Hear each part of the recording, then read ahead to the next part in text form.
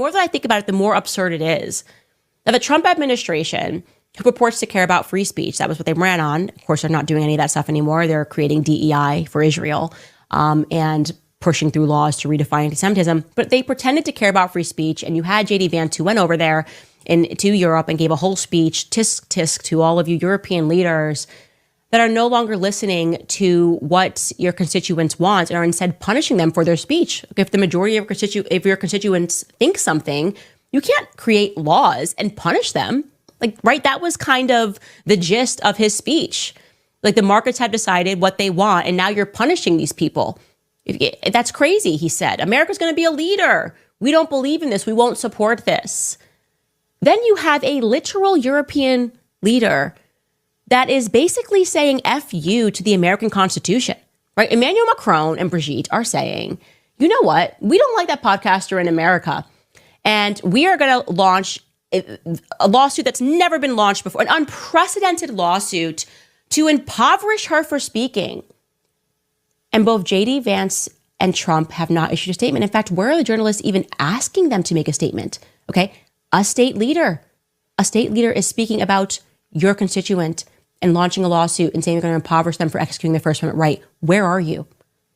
If you are Trump, the first thing you should have done, if you purport to care about America and our Constitution, as you're supposed to be the person that's defending that day in and day out, you would come out and you would say, I don't even know whether I believe that she's a man or woman. Doesn't matter, right? I didn't watch the series. Fair. He didn't watch the series. He could even say, like he said to me on the phone, that I looked at her real close on the Eiffel Tower and it looked like a woman to me. Okay, you can say all those things, but you should say it's unacceptable. I'm a leader of this country. It is unacceptable that this leader would threaten the First Amendment in any way.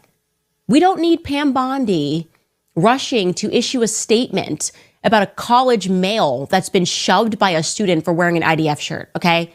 We don't need the federal government getting involved on something so meaningless.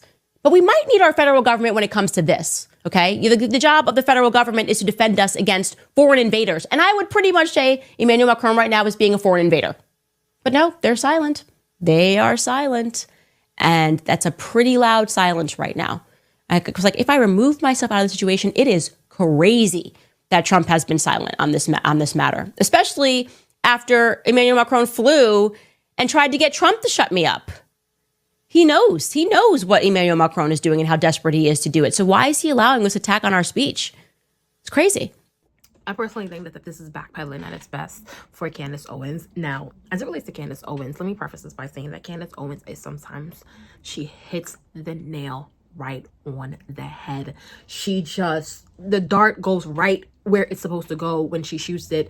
She knows in some areas what she's talking about, and she's very exact with that. But then it's in situations like this where we're like, Candace, we kind of, you're like being a little bit of a Kanye, you're going way off course, like come back earth to Kansas. And I understand that you read, but you also have to be careful of the information that you're feeding yourself and the conspiracies that you want to buy into and you want to believe and you want to educate yourself on.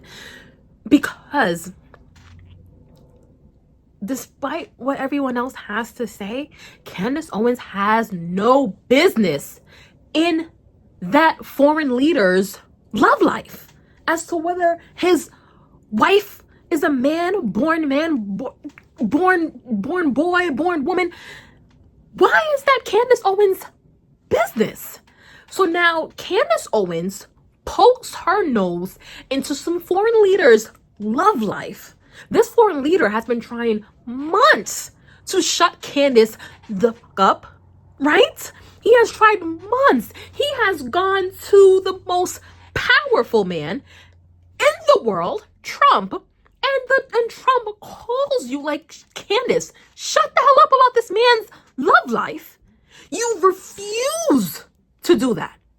People are telling you, he's like, look, you might be wrong on this one. Shut up, Candace Owens. You refuse to take any kind of talking whatsoever that anyone is giving you. And then now you call out policy?